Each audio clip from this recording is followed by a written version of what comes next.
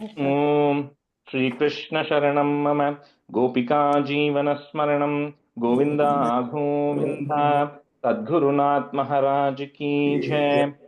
शुक्लांबरधरं विष्णुं शशिवर्णं चतुर्भुजं प्रसन्नवदनं ध्यायेत् सर्वविघ्नोपशान्तये। नमो नमः सद्गुरुभ्यः सद्गुरुभ्यो नमो नमः। नमो नमः सद्गुरुभ्यः सद्गुरुभ्यो नमो नमः। सच्चिदानन्दरूपाय विश्वोत्पत्त्यादिहेतवे तापत्रयविनाशाय श्रीकृष्णाय वयं नुमः। यं प्रव्रजन्तमनुपेतमपेतकृत्यं द्वैपायनो विरह कातर आजुहाव पुत्रेति तन्मयतया तरवोऽभिनेदुः तं सर्वभूतहृदयं मुनिमानतोऽस्मि। यस्वानुभावमखिल श्रुतिसारमेकम् अध्यात्मदीपम् अतितितीर्षतां तमोन्धं संसारिणां करुणयाः पुराणगुह्यं तं व्याससूनुमुपयामि गुरुं मुनीनां।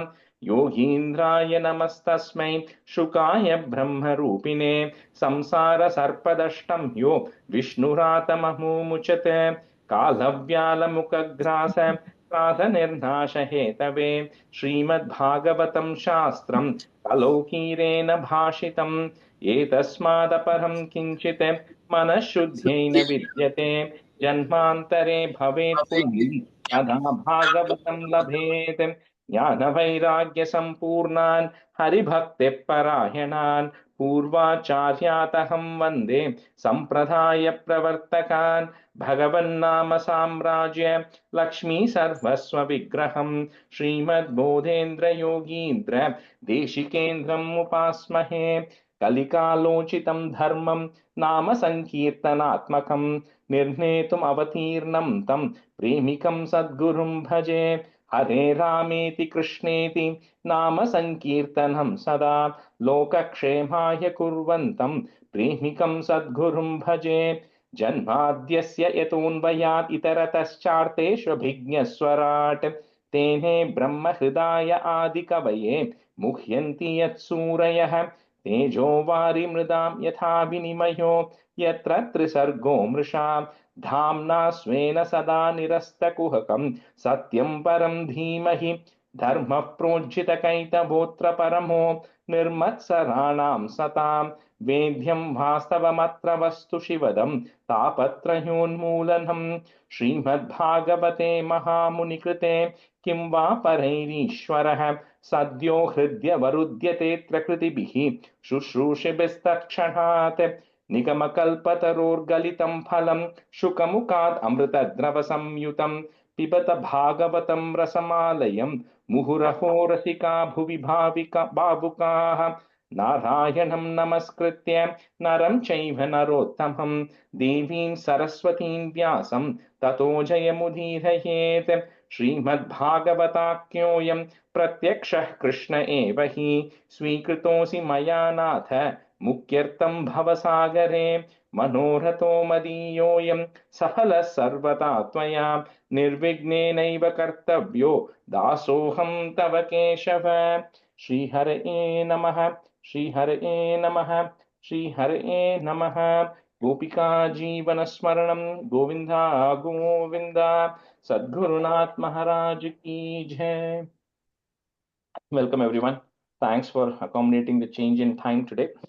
And I know we'll have a larger class going forward, but we'll figure out some way so that everybody gets a chance, more often than not having to wait. Okay, so we'll start with the third skandam today, chapter 1. So I'll start with maybe the meaning of the first 20-25 stanzas, and then we'll get into the shlokams itself. So just to set the context, right? For those who are joining new, you will eventually catch up on the story so far, but for the rest of them, so we saw in to 2.10 where the Chatushloki Bhagavatam was being said, right? Where Narayana came and said it to Brahma, and then we saw how that was getting translated. So one of the things that towards the end, if you remember in the 13th chapter of the first skandam, we saw how Vidura had come over and met with Dhritarashtra. And then he reminded Dhritarashtra that why are you wasting your time doing what you're doing? It's time for you to renounce everything and go, right? But then it just suddenly came, that episode came and left, but nothing happened before that or after that. Nothing was being said. So in the story here, so the Saunaka Rishi is asking Suta Pauranika, this conversation that happened between Vidura and Maitreya. So please let us know what happened there. What was the conversation that happened between Vidura and Maitreya? Why did Vidura actually leave everything and actually go on the pilgrimage? And why did he come back again? Right? So he kind of asks that, right? To which Sutta Pauranika says, very valid question, because he says the same question Parikshit is also asking Shukha Brahman. Now, Parikshit also asks the same thing. And the reason Parikshit is also asking, and the reason Shukha Brahman also responds to that, like we've discussed in the past, is anytime there is a conversation happening between two big Mahans, it is always going to be a valid conversation, which is good for everybody to listen to. They're not going to talk about useless topics, right? They're always going to talk about the great topics. So that's why this question is being asked as to what is it happening. And we'll see as part of the first half of the third, or maybe the first 6 or 7 chapters of the third skandam, is the same Bhagavatam being coming through the voice of Krishna to Maitreya to Vidura and so on, that we're going to hear. And then it will actually start getting into the regular conversations, right? So it's kind of two parallel tracks that's going to be going on. So anyway, so here he starts with that, right? Suta Pauranika then explains to them as to what Shukha Brahman tells Parikshit. So again, it's nested conversation that is happening. So Shukha Brahman then continues to Parikshit saying that, see, Vidura, he says, was a great and pure devotee, and we'll see who is Vidura a little bit down the line here. But he was a very famous devotee, and when he's initially Dhritarashtra, he goes back to Mahabharatam right now a little bit. He says Dhritarashtra was blind. We all know that. He says he was not only blind physically, he was also blind in terms of his behavior also, because every atrocity that was happening in by the Kauravas, Dhritarashtra was always present but never took action. And then he gives all these examples. He gives that when they set fire to the Laksha Graha where the Pandavas were. Dhritarashtra knew about it. He did not stop the Kauravas from doing that. When Draupadi was being disrobed by Dushasana and then pulled by her hair, Dhritarashtra knew about it, did not say anything. Then, in the gambling game that was happening where Yudhishthira was like, dishonest. Shakuni cheated Dhritarashtra, Yudhishthira, but Dhritarashtra did not stop him, right? And because of that, but because Yudhishthira was so truthful, even though he got cheated, he still went to the forest, right? And when they came back, and Yudhishthira comes and asks for their share of the kingdom. Even at that point, Dhritarashtra, along with Duryodhana, refused to give him anything. So he says he's been in the middle of all of these things, and then he says even when Krishna came, where Arjuna sends Krishna as a duta, right, to say let's have a truce. So even at that point, when Bhishma and Vidura and all these people recognize what Krishna is saying, Dhritarashtra, Duryodhana, Shakuni, they all do not take the words of Krishna. Right? So all of this is happening. She gives all these examples of how Dhritarashtra was completely blinded by whatever his son was doing. Then finally, one day, what happens is Dhritarashtra invites Vidura for consultation, because Vidura is his younger brother. So he invites him for consultation and says, what do you think I should do? That's what Dhritarashtra asks him.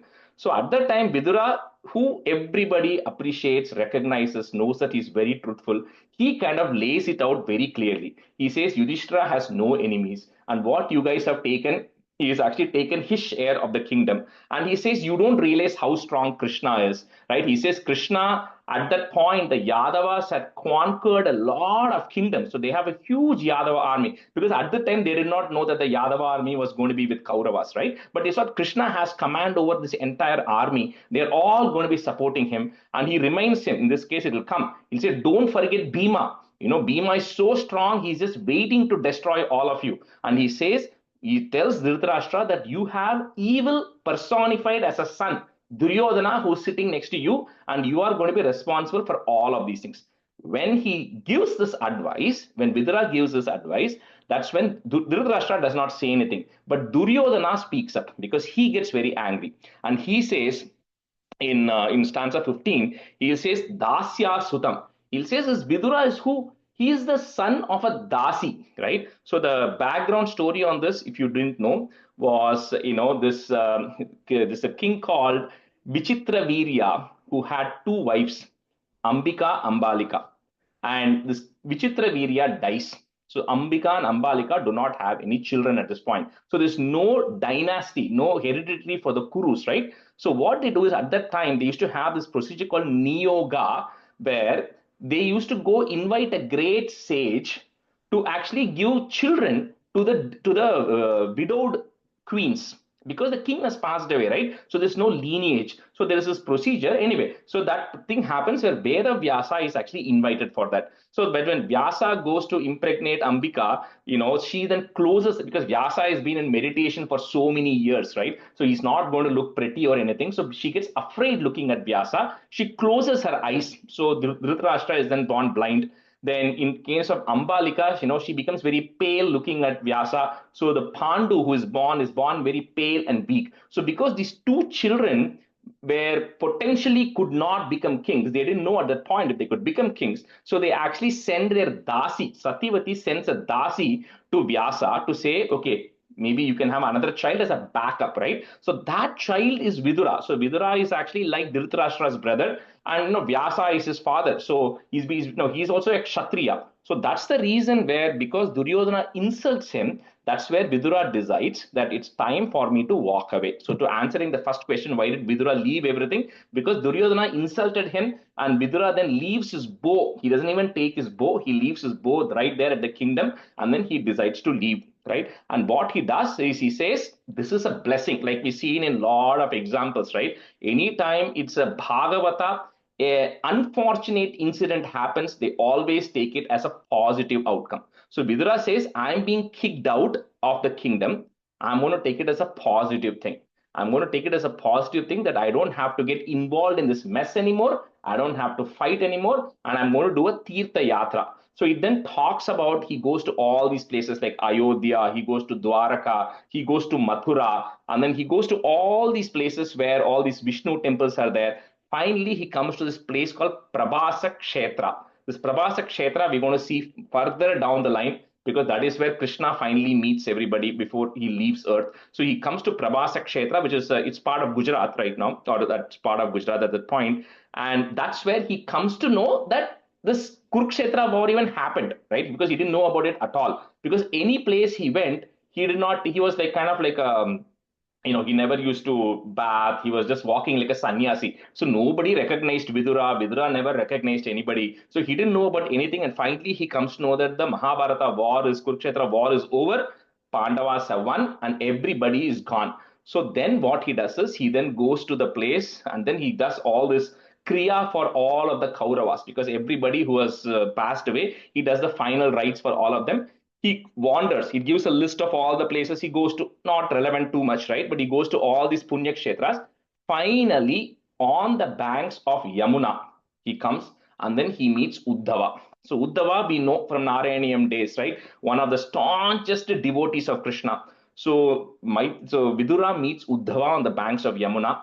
And when he immediately meets Uddhava, this comes to stanza 25, where he then hugs him and then he goes and asks him how everybody is doing. So that is pretty much the rest of the chapter, where Vidura is going to ask Uddhava how is Krishna doing, how Pradyumna is doing, how Aniruddha is doing. He's going to ask about all of them. So that is the initial portion of Canto 3, where there's a conversation happening between Uddhava and Vidura. Okay, and then Uddhava will later guide Vidura to go meet Maitreya, which is going to come further down the line. So that is up to 25 today, and we'll see if we can wrap up to 25. Okay, so first, so Maitreya hears Bhagavatam from Krishna? Yeah, it's going to come later, but yes. Okay. Yeah, it's going to come a little later. It's going to come a little later, yeah. Okay, so we'll have so Priya Srikumar, who can be a student, and Sabita for the first half. Shri Shuka Uvacha Evam etat pura prishto, Maitreyo Bhagavan Khila Kshatra Vanam Pravishtena, Tyaktva Swa Griham Riddhimat. Shri Shukam Uvacha Evametat pura prishto Maitreyo Bhagavan Khila Kshatra Vanam Pravishtena Tyaktva Swagriham Riddhimat. Sri Shuka Uvacha Evametat pura prishto मैत्रेयो भगवान् किल क्षत्रावनं प्रविष्टेन त्यक्त्वा स्वगृहमृतिमत श्रीशुक उवाच एवमेतत्पुरा पृष्टो मैत्रेयो भगवान् किल क्षत्रावनं प्रविष्टेन त्यक्त्वा स्वगृहं वृद्धिमद श्रीशुक उवाच एवमेतत्पुरा पृष्टो मैत्रेयो भगवान् किल क्षत्रावणं प्रविष्टेन त्यक्त्वा स्वगृहं वृद्धिमत् ये श्रीशुक उवाच एवमेतत्पुरा पृष्टो मैत्रेयो भगवान् किल क्षत्रावणं प्रविष्टेन त्यक्त्वा स्वगृहं वृद्धिमत् यद्वा अयं मंत्र कृद्वो भगवान् अखिलेश्वरः in bracket that na पौरवेन्द्र गृहं हित्वा praviveshatmasat is one word pravivesha atmasat but you can say it together praviveshatmasat kritam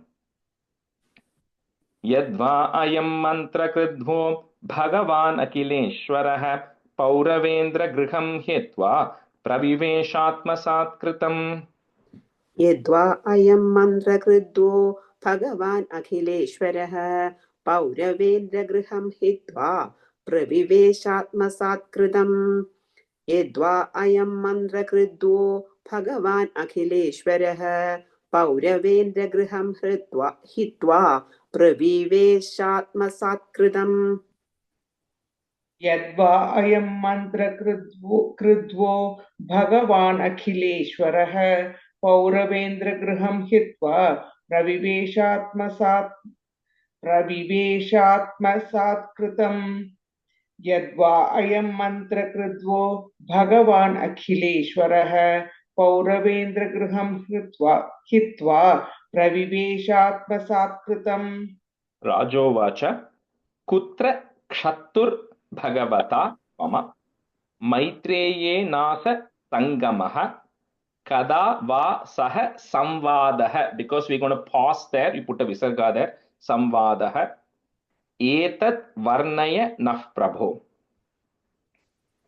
rajovacha kutra kshatur bhagavata maitreyenas sangamah kada va sah samvadah etat varnaya naf prabho राजोवाच कुत्र शत्रुर्भगवता मैत्रेयेणास संगमः कदा वा सह संवादः एतद्वर्णय नः प्रभो राजोवाच कुत्र शत्रुर्भगवता मैत्रेयेणास संगमः कदा वा सह संवादः एतद्वर्णय नः प्रभो राजोवाच कुत्र क्षत्तुर्भगवता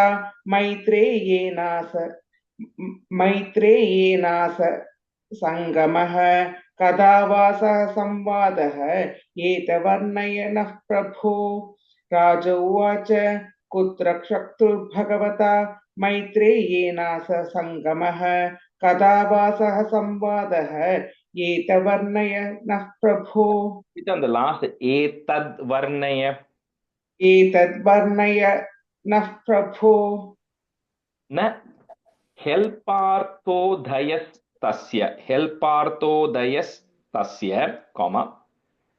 vidurasyamalत्मनः one word vidurasyamalत्मनः तस्मिन् वरीयसि प्रश्नः साधु वादोपबृंहितः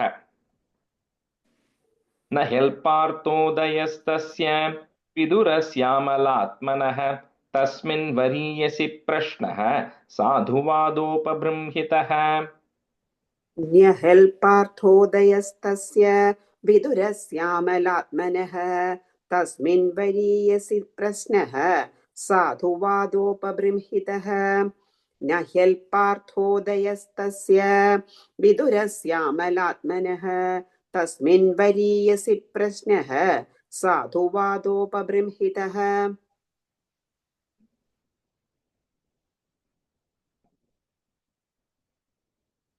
सविता म्यूट लेके निकले न ह्यल्पार्थोदयस्तस्य विदुरस्यामलात्मनः तस्मिन् वरीयसि प्रश्नः साधुवादोपबृंहितः न ह्यल्पार्थोदयस्तस्य विदुरस्यामलात्मनः तस्मिन् वरीयसि प्रश्नः साधुवादोपबृंहितः सूतौ वाच स एवं ऋषिवर्योऽयं पृष्टो राज्ञा परीक्षिता प्रत्याह तं सुबहुवित् put a plus there सुबहुवित् प्रीतात्मा श्रूयतामिति सूत उवाच स एवं ऋषिवर्योऽयं पृष्टो राज्ञा परीक्षिता प्रत्याहतं सुबहुवित् प्रीतात्मा श्रूयतामिति सूत उवाच स एवं ऋषिवर्योऽयं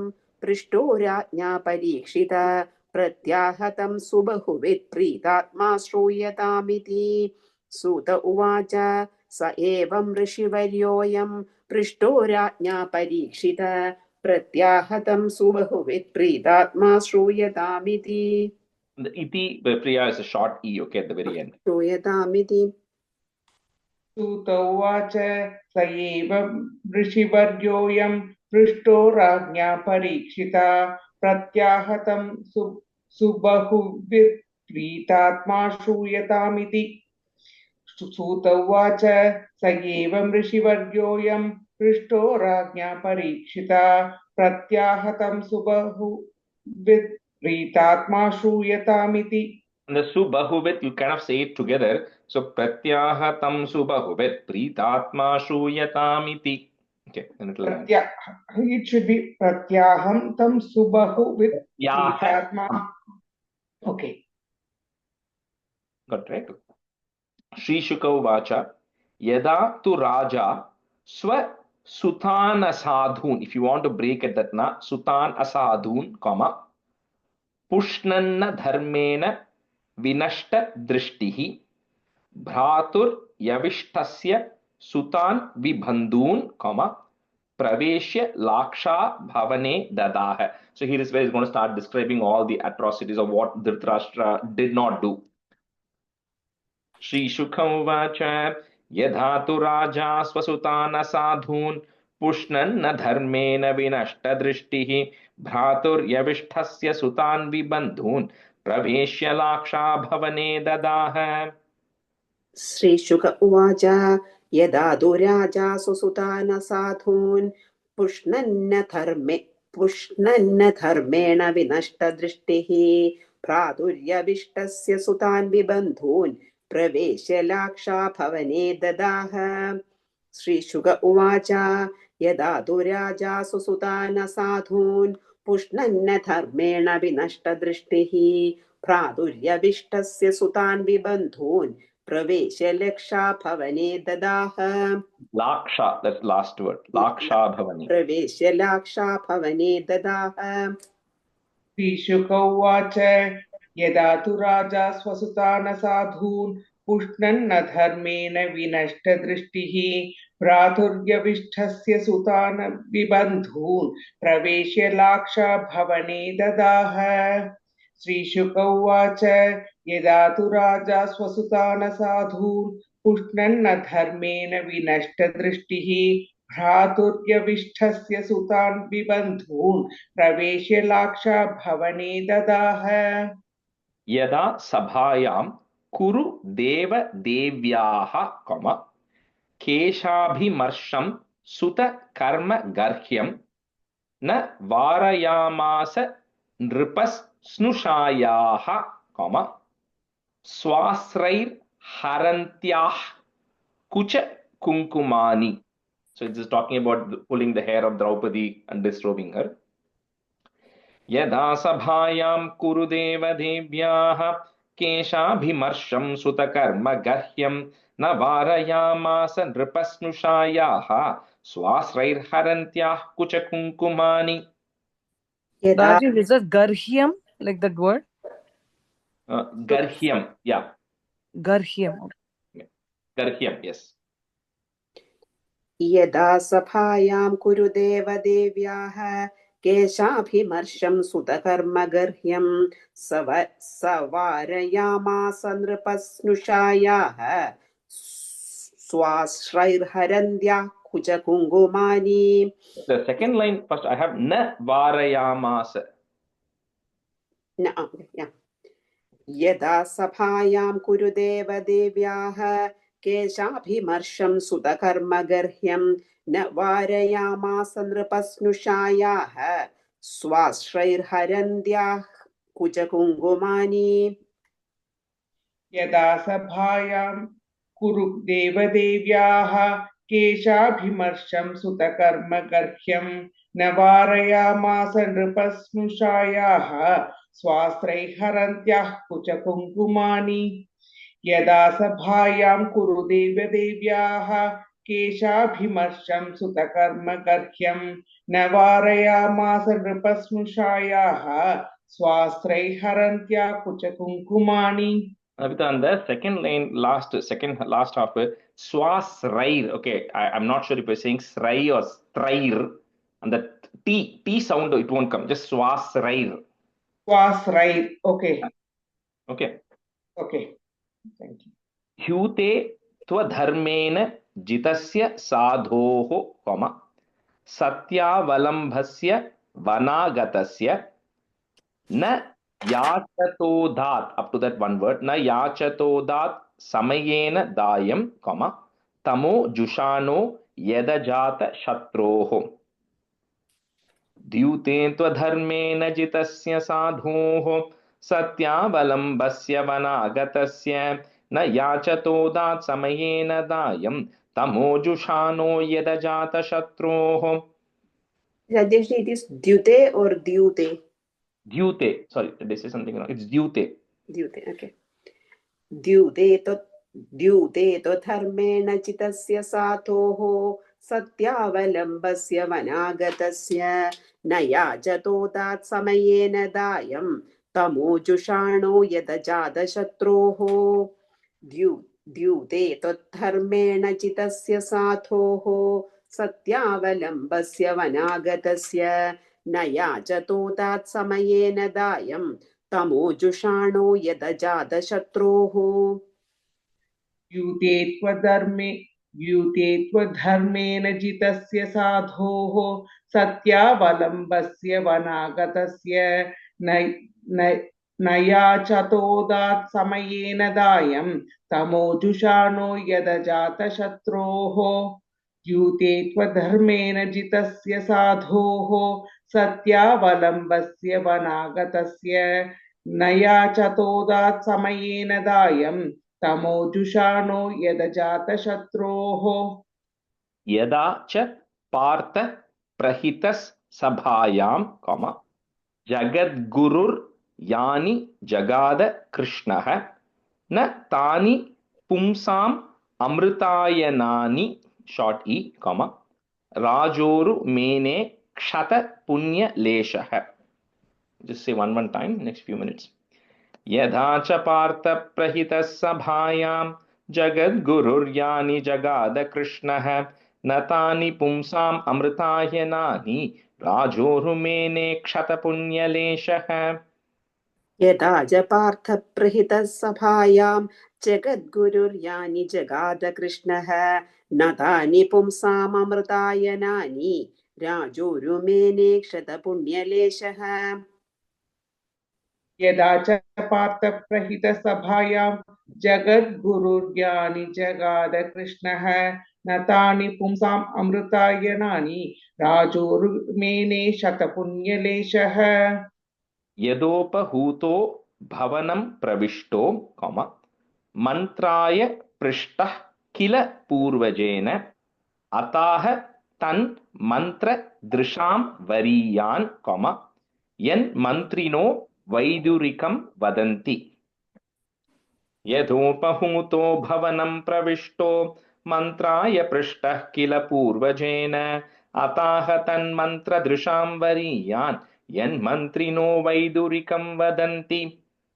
यतोपहूतो भवनं प्रविष्टो मन्त्राय पृष्टः किल पूर्वजेन अताह तन्मन्त्रदृशां वरीयान् यन्मन्त्रिणो वैदुरिकं वदन्ति यदा बहूतो भवनं प्रविष्टो मन्त्राय पृष्ठः किल पूर्वजेन अतः तन्मन्त्रदृशां वरीयान् यन्मन्त्रिणो वैडूरिकं वदन्ति Vaidurikam. वैदुरिकं वदन्ति. Because it's referring to Vidura there, Vaidurikam. Okay. Ajata Shatroh Pratiyacha Dayam, Titikshato Durvishaham Tavagaha Sahanujo Yatra Vrikodarahihi, Shwasan Rusha Yat Twamalam Bibheshi, short e. अजातशत्रोः प्रतियच्छदायं तितिक्षतो दुर्विषहं तवागः सहानुजो यत्र वृकोदराहिः श्वसन् रुषा यत्त्वमलं बिभेषि. अजातशत्रोः प्रतियश्चदायं तितिक्षतो दुर्विषहं तवागः सहानुजो यत्र वृकोदराहिः श्वसन्रुषा यत्त्वमलं बिभेषि. अजातशत्रोः प्रतियच्छदायं तितिक्षतो दुर्विषहं तवागः सहानुजो यत्र वृकोदराहिः स्वसन्रुषात् यत्त्वमलं बिभेषि. पार्थांस्तु देवो भगवान् मुकुन्दो, गृहीतवान् स क्षिति देव देवः आस्ते स्वपुर्यां यदु देव देवो, विनिर्जिताशेष, one word, विनिर्जिताशेष नृदेव देवः. This is where Krishna is going as a messenger. Ajesh அஜாத சத்ருங்கிறது யார பத்தி சொல்றோம்? அது அங்க யார் வித்வர் யார சொல்ற? அஜாத சத்ரு வருது இல்லையா முன்னாடி இதுல 11th one. So Ajata Shatra, I think it means that one who does not have any enemies. I think that's what it means. Dharma Yudhishthira. The Yudhishthira, the one who does not have any enemies. Yudhishthira is the Ajata Shatra. Yeah, Ajata Shatra. The one who was born, who has no enemies at all. Oh, okay. Cheers. Parthamstu devo bhagavan mukundo grihitavan sakshiti deva devah aste swapuryam yedu deva devo vinirjitashesha nrideva devah. पार्थांस्तु देवो भगवान् मुकुन्दो गृहीतवान् सक्षिति देवदेवः आस्ते स्वपुर्यां यदु देवदेवो विनिर्जिताशेष नृदेवदेवः. पार्थास्तु देवो भगवान् मुकुन्दो गृहीतवान् सक्षिति देवदेवः आस्ते स्वपुर्यां यदु देवदेवो विनिर्जिताशेष नृदेवदेवः.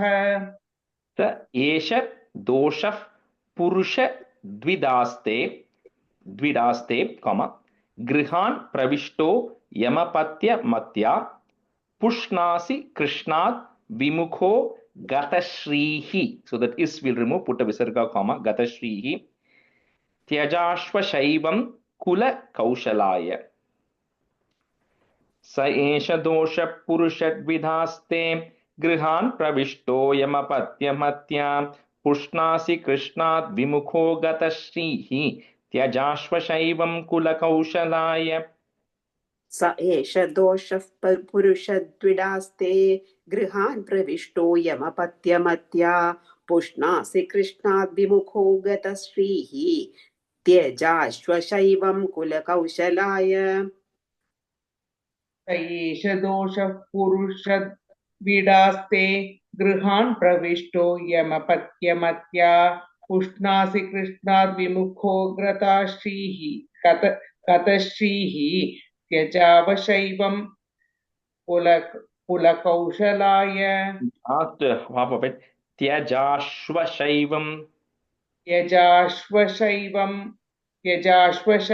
कुलकौशलाय. इत्युचिवांस् तत्र सुयोधनेन, प्रवृद्ध कोप स्फुरिताधरेण असत्कृतस् सत् स्पृहणीय शीलः, क्षत्ता स कर्णानुज सौबलेन. So saying, when Vidura said all these things, Duryodhana, who was along in the company of Karna and Shakuni and everybody else, started saying talking back to Vidura. इत्यूचिवांस्तत्र सुयोधनेन प्रवृद्धकोपस्फुरिताधरेण असत्कृतः सत्स्पृहणीयशीलः क्षत्ता सकर्णानुजसौबलेन इत्युजिवांस्तत्र सुयोधनेन प्रवृद्धकोपस्फुरिताधरेण असत्कृतः सत्स्पृहणीयशीलः क्षत्ता सकर्णानुजसौबलेन इत्युचिवांस्तत्र सुयोधनेन प्रवृद्धकोपस्फुरिताधरेण असत्कृतः सत्स्पृहणीयशीलः क्षत्ता सकर्णानुजसौबलेन स एनम् अत्रोपजुहाव, you can break at that ma if you want, enam atropajuhava jihmam comma dasya sutam yat balinaiva pushtaha, like I was saying, this is where it says you are the son of a dasi, pushtaha tasmin pratipah parakritya aste comma nirvasyatam ashu, you cannot break that word up to that ma, so nirvasyatam ashu purachvasanah, itch च पुराश्वसानः क एनमत्रोपजुहाव जिह्मं दास्यासुतं यद्बलिनैव पुष्टः तस्मिन् प्रतीपः परकृत्य आस्ते निर्वास्यतामाशु पुराश्वसानः क एनमत्रोपजुहाव जिह्मम् दास्यासुतं यद्बलिनैव पुष्टः तस्मिन् प्रतीपः परकृत्य आस्ते निर्वास्यताम् आशु पुराश्वसानः कयेन मत्रो यजुहाव जिह्मं दास्यासुतं यद्बलिनैव पुष्टः तस्मिन् प्रतीपः परकृत्य आस्ते निर्वास्यतामाशु पुराश्वसानः. The purach ich and then chwa, the big cha and va, chwa, purachvasanah. All right, we'll just switch. Uma, you can be a student, and Priya Sriram, you can be a student. Sa ittam atyulbhana, you can break it that ma. Ittam atyulbhana karna banaihi, visarga comma. Then bhratuhu, this is a ir on top of bra that will go away. Bhratuf puro marmasu taditopi swayam dhanurdvari nidhaya mayam, comma. Gata vyatoyadhuru manayanah. You can see two times. Sa ittamatyulbana karna bhanaihi bhratoh puro marmasutaditopi swayam dhanurdvari nidhaya mayam gata vyatoyadhuru manayanah.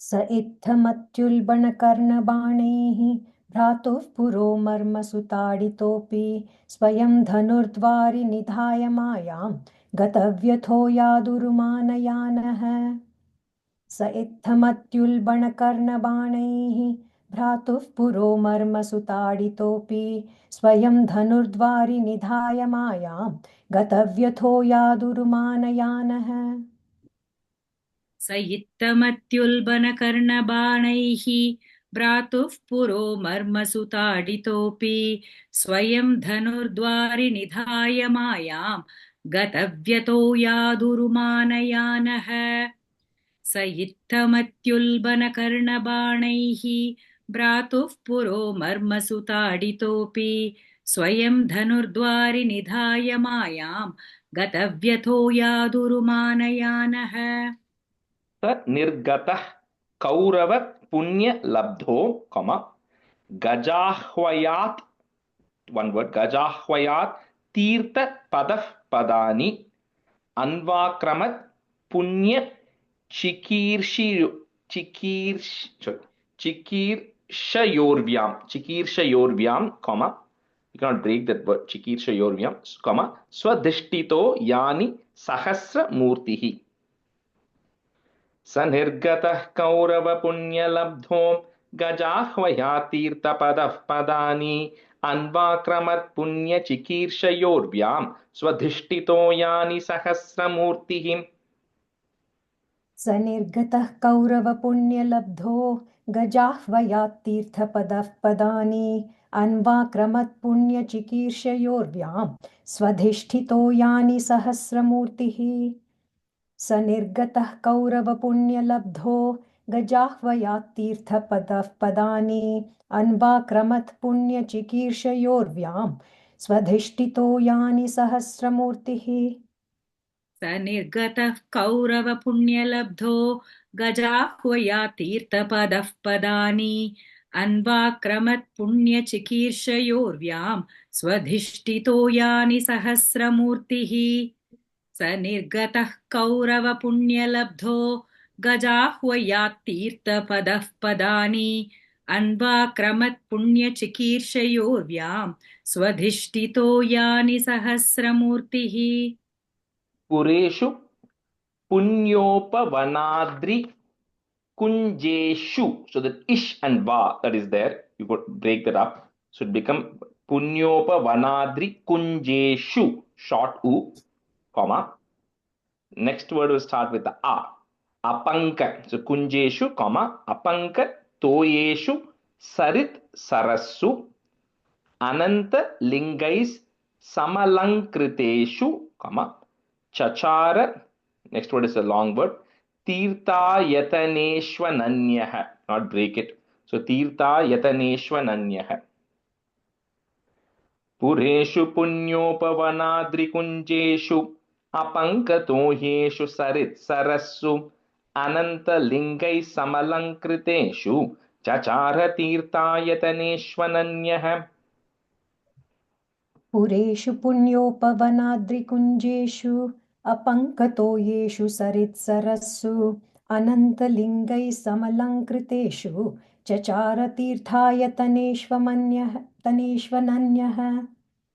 पुरेषु पुण्योपवनाद्रिकुञ्जेषु अपङ्कतो येषु सरित्सरस्सु अनन्तलिङ्गैः समलङ्कृतेषु चचार तीर्थायतनेष्वनन्यः पुरेषु पुण्योपवनादिकुञ्जेषु अपङ्कतो येषु सरित्सरस्सु अनन्तलिङ्गैः समलङ्कृतेषु चचार तीर्थायतनेष्वनन्यः पुरेषु पुण्योपवनाद्रिकुञ्जेषु अपङ्कतो येषु सरित्सरस्सु अनन्तलिङ्गैः समलङ्कृतेषु चचार तीर्थायतनेष्वनन्यः गां पर्यटन मेद्य विविक्त वृत्तिहि, comma. The next one, the whole word is, you have to say it together as one. Sadaplutodash, that visarga becomes a ish there. Sadaplutodash shayanovadhutah. Okay, maybe after that Sadaplutodash is a little bit of a pause, and then shayanovadhutah. Alakshitas swair avadhuta vesho. You can break it that if you want. Swair avadhuta vesho, comma, vratani chere hari toshanani. So the avadhuta here referring to Vidura, who's behaving like an avadhuta, like he's not caring about anything, he's only going to hari toshanani, he's only thinking about hari and then abandoning everything else, not dressing up and everything. That way it's also a little bit of a disguise for him, because nobody else can also recognize him, but he also doesn't care right now.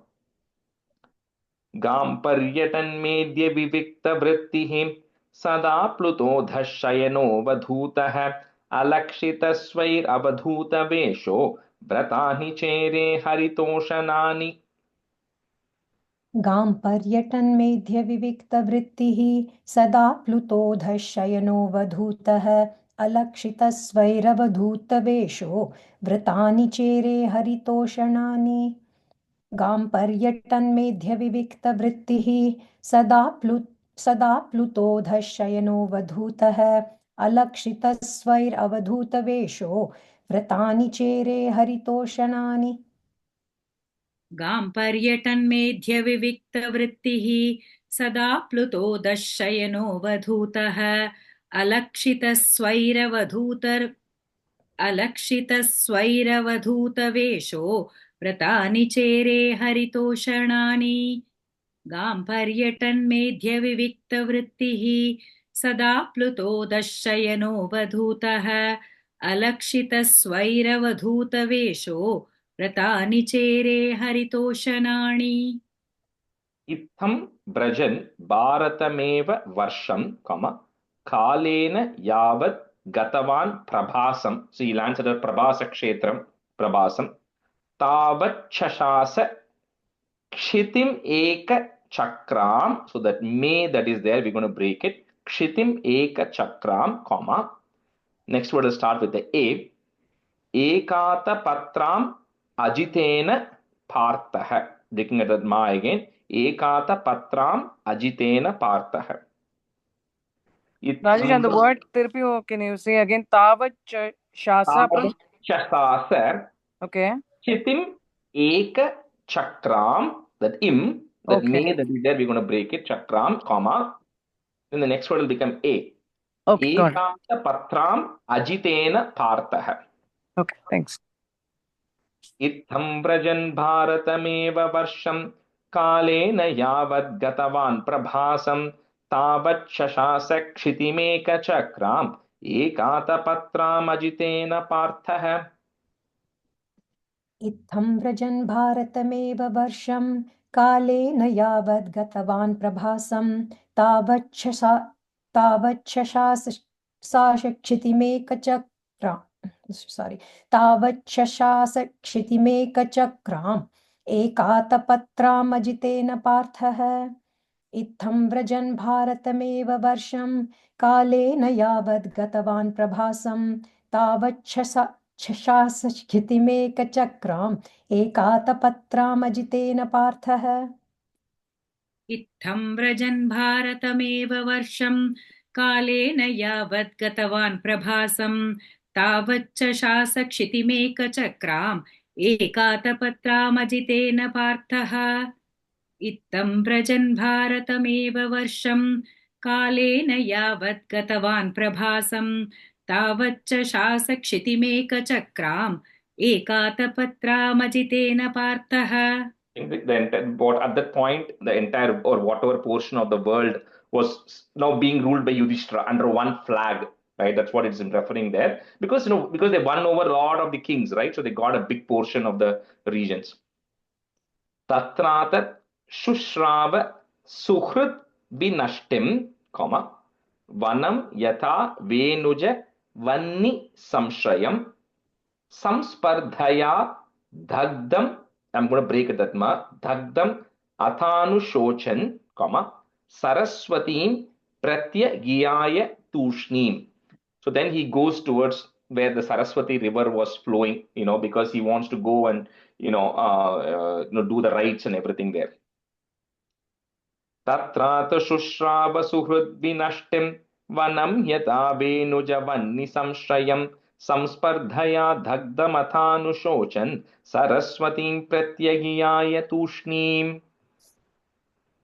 तत्राथ शुश्राव सुहृद्विनष्टिं वनं यथा वेणुजवह्नि संश्रयं संस्पर्धया दग्धमथानुशोचन् सरस्वतीं प्रत्यगीयाय तूष्णीम्. तत्राथ शुश्राव सुहृद्विनष्टिं वनं यथा वेणुजवह्नि संश्रयं संस्पर्धया दग्धमथानुशोचन् सरस्वतीं प्रत्यगीयाय तूष्णीम्. तत्रात शुश्राव सुहृद्विनष्टिं वनं यथा वेणुजवह्नि संश्रयं संस्पर्धया दग्धमथानुशोचन् सरस्वतीं प्रत्यगीयाय तूष्णीम्. तत्रात शुश्राव सुहृद्विनष्टिं वनं यथा वेणुजवह्नि संश्रयं संस्पर्धया दग्धमथानुशोचन् सरस्वतीं प्रत्यगीयाय तूष्णीम्. Tatsyam Tritasyoshanaso, one word, Tritasyoshanaso Manoscha, Pritoratagner, that Pritoratagner Asitasya Vayoho Tirtam Sudasasya Gavam Guhasya, Yet Shraddha Devasya Sa Asisheve. So he talks about just all the places which are there, on the banks of Saraswati river, where he conducts the final rites, Shraddam. Tasyam tritasyoshanaso manoscha pratoratagner asitasya vayoho tirtam sudasasya gavam guhasya yachradradevasya sa asisheve. तस्यां त्रितस्योशनसो मनोश्च पृथोरथाग्नेरसितस्य वायोः तीर्थं सुदासस्य गवां गुहस्य यच्छ्राद्धदेवस्य स आसिषेवे तस्यां त्रितस्योशनसो मनोश्च पृथोरथाग्नेरसितस्य वायोः तीर्थं सुदासस्य गवां गुहस्य यच्छ्राद्धदेवस्य स आसिषेवे तस्यां त्रितस्योशनसो मनोश्च पृथोरथाग्नेरसितस्य वायोः तीर्थं सुदासस्य गवां गुहस्य यच्छ्राद्धदेवस्य स आसिषेवे तस्यां त्रितस्योशनसो मनोश्च पृथोरथाग्नेरसितस्य वायोः तीर्थं सुदासस्य गवां गुहस्य यच्छ्राद्धदेवस्य स आसिषेवे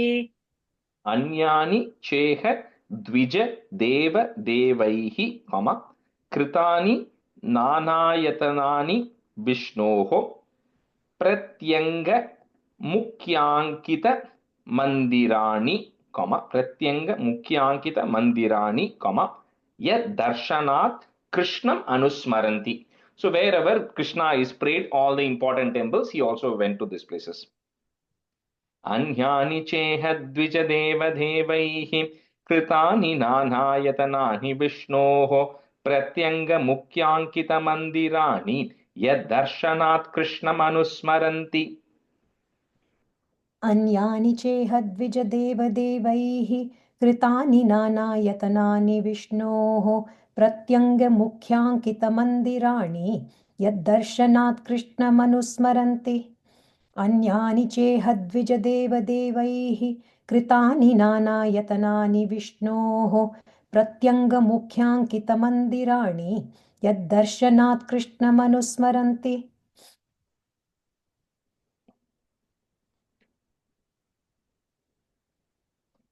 Sorry, Priya, mute your girl.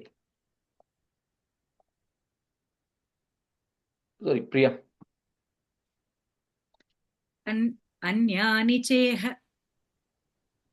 अन्यानि चेह द्विजदेवदेवैः कृतानि नानायतनानि विष्णोः प्रत्यङ्गमुख्याङ्कितमन्दिराणि यद्दर्शनात् कृष्णमनुस्मरन्ति. अन्यानि चेह द्विजदेवदेवैः कृतानि नानायतनानि प्रत्यङ्गमुख्याङ्कितमन्दिराणि यद्दर्शनात् कृष्णमनुस्मरन्ति. And the T and the short T and the end, Anusmaranti, and the very end, okay. Anusmaranti. Got it. Tatas Tvativrajya Surashtram Riddham. Surashtram Riddham, or you can break it Surashtram Riddham, Sauvira Matsyan Kuru Jangalamscha Kalena Tavadhyamunam Upetya. If you want to break it, that Tavadhyamunam Upetya, Tatrodhavam Bhagavatam Dadarsha. He met the Bhagavata Uddhava there, at the banks of Yamuna. Tatastvatevrajya Surashtram Riddham Sauvira Matsyan Kurujangalamscha Kalena Tabadhyamunamupetya Tatrodhavam Bhagavatam Dadarsha. ततस्त्वतिव्रज्य सुराष्ट्रमृद्धं सौवीरमत्स्यान् कुरुजाङ्घलांश्च कालेन तावध्यमुनामुपेत्य तत्रोद्धवं भागवतं ददर्श. One time is enough. कालेन ततस्त्वतिव्रज्य सुराष्ट्रमृद्धं सौवीरमत्स्यान् कुरुजाङ्गलाश्च कालेन तावद्यमुनामुपेत्य तत्रोद्धवं भागवतं ददर्श. वासुदेवानुचरं प्रशान्तं बृहस्पतेः प्राक्तनयं प्रतीतं आलिङ्ग्य गाढं प्रणयेन भद्रं Swanam aprichat Bhagavat Prajanam. Because Uddhava, we know, is a former, is a student of Brihaspati, right? So he then, embraced Uddhava and then first starts with asking about Krishna. स वासुदेवानुचरं प्रशान्तं बृहस्पतेः प्राक्तनयं प्रतीतम् आलिङ्ग्य गाढं प्रणयेन भद्रं स्वानाम् अपृच्छद् भगवत्प्रजानाम्. स वासुदेवानुचरं प्रशान्तं बृहस्पतेः प्राक्तनयं प्रतीतम् आलिङ्ग्य गाढं प्रणयेन भद्रं स्वानामपृच्छद्भगवत्प्रजानाम्. स वासुदेवानुचरं प्रशान्तं बृहस्पतेः प्राक्तनयं प्रतीतम् आलिङ्ग्य गाढं प्रणयेन भद्रं स्वानामपृच्छत् भगवत्प्रजानाम्. कच्चित् पुराणौ पुरुषौ स्वनाभ्य पुट प्लस पाद्मानुवृत्त्येह किलावतीर्णौ, the line is continuous, आसात उर्व्याः कुशलं विधाय कृतक्षणौ कुशलं शूरगेहे. So, like we know, Uddhava has been friend with Krishna from the day Krishna went to Mathura. So, when Krishna was 11 years old, when he goes to Mathura, because in Narayanam also, Dashakam 74, last stanza, it says, you met Uddhava, who then became your close friend. So, from that point, Uddhava has been with Krishna. So, anybody who meets Uddhava, like, knows that he's always with Krishna, right? So, here Vidura does not know what has already transpired, but he knows Uddhava is there, he must be around Krishna, he should know everything that is associated with Krishna. So he asks about Krishna as well as Shuragehe on the house of Surasena. Kachit Puranau Purushau Swanabhya Padmanuvrityeha Kilaavatirnau Asata Vurvyah Kushalam Vidhaya Kritakshanau Kushalam Shuragehe.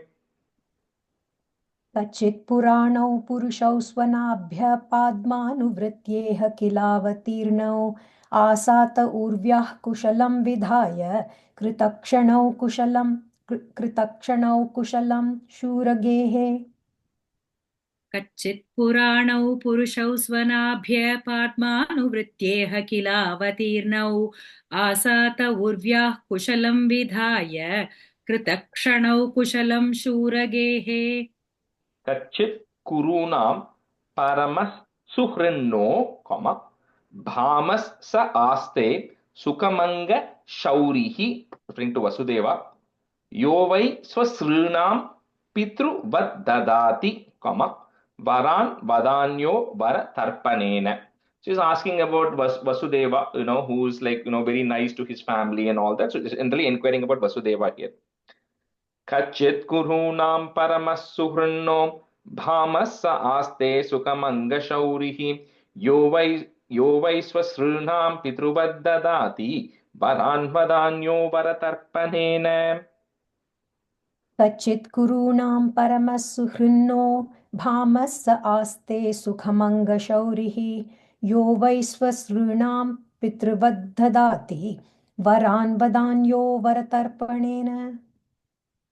कच्चित् कुरूणां परमः सुहृन्नो भामः स आस्ते सुखमङ्गशौरिः यो वै स्वसॄणां पितृवद्ददाति वरान् वदान्यो वरतर्पणेन.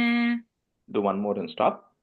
Kachit varutadhipatir yadunam, pradyumna aste sukamanga virah yam rukmini bhagavatobhilebhe, aradhya vipran smaramadi sarge. Kachidvarutadhipatir pradyumna aste sukamanga virah यम रुक्मिणी भगवतोभिलेभे आराध्य विप्रान् स्मरमादि सर्गे.